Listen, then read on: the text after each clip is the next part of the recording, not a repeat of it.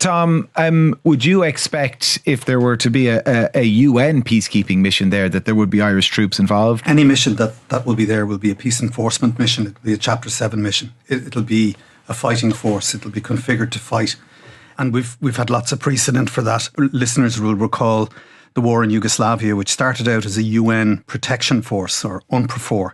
And when that failed to stop the killing, then it moved on to a NATO-led, basically a war-fighting mission. Putin and Lavrov have said that they won't tolerate NATO troops on Ukrainian soil.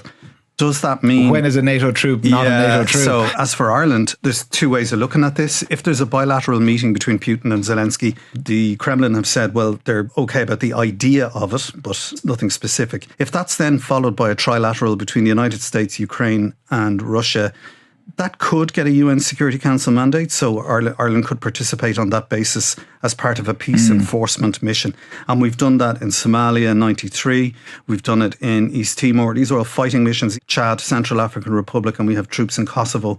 So we could participate, but it would be potentially in a very small way. The maximum number we could deploy at the moment in a meaningful way would be about maybe platoon or even at a stretch company strength.